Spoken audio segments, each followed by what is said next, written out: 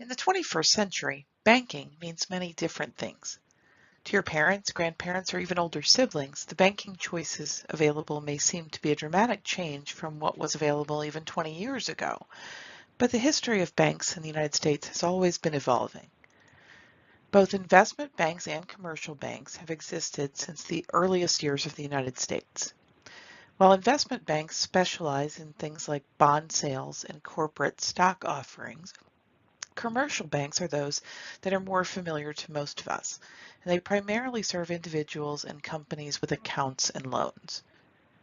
The first national bank in America was established in 1781, and a nationwide network of banks chartered as both state and national banks sprung up as the country expanded westward. In 1908, the first American credit union was established in New Hampshire. Savings and loans also played a major role in consumer banking, with a focus on providing savings and home loans for individuals and families. Most recently, the proliferation of internet-connected computers and mobile devices has given rise to digital banks as a new option for consumers. With so many choices, it's important to know how banks will differ so that you may know which type of bank is best for you. While they may offer similar accounts and services, there are some key differences.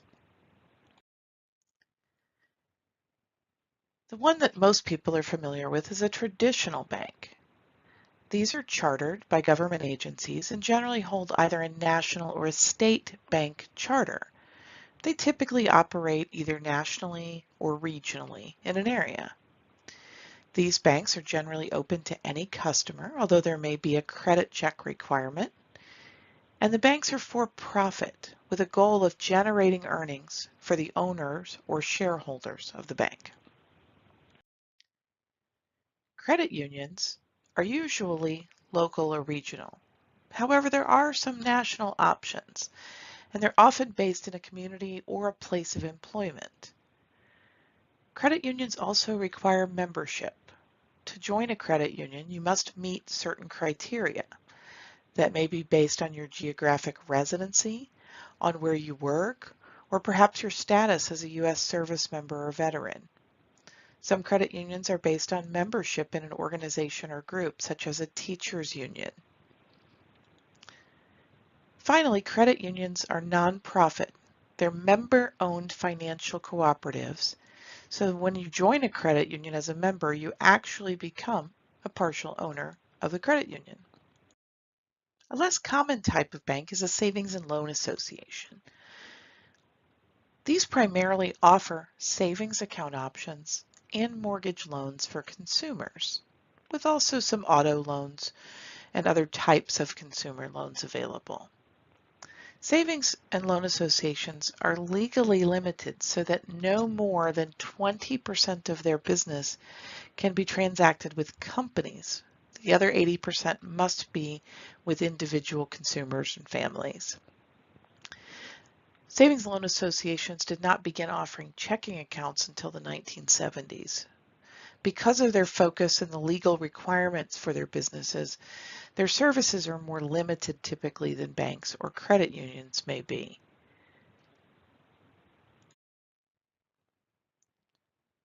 While nearly all banks and credit unions now offer varying levels of mobile and online banking convenience, some banks are solely focused on internet or digital banking services.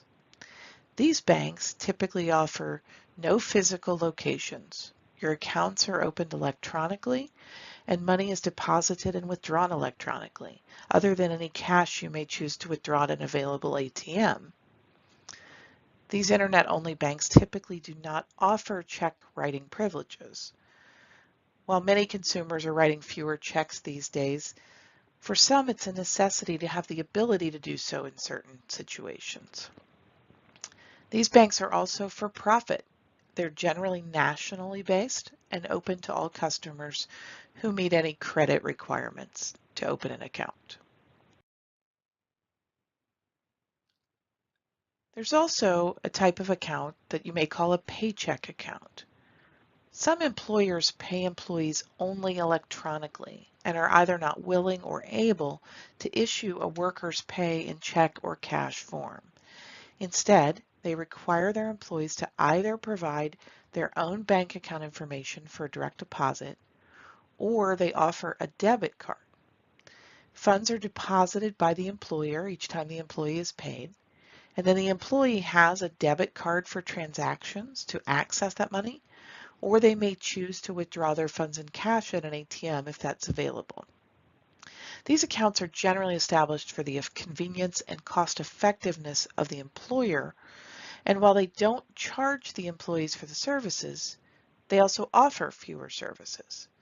Typically, an employee cannot deposit any other funds into the account, doesn't have the option to have check writing privileges, and may not have an option to pay bills electronically.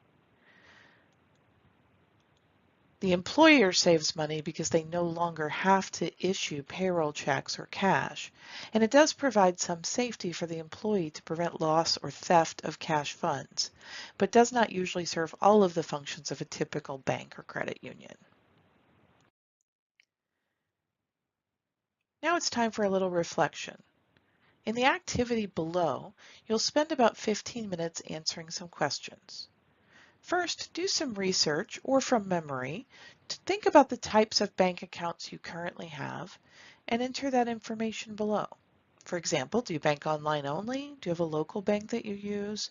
Do you have checking, savings, both types of accounts, or neither? Then, as you've considered how banking has evolved already, think about what might be in the future of banking and offer your ideas about what you'd like to see. What types of services and options you personally might use if they were offered by banks and financial institutions.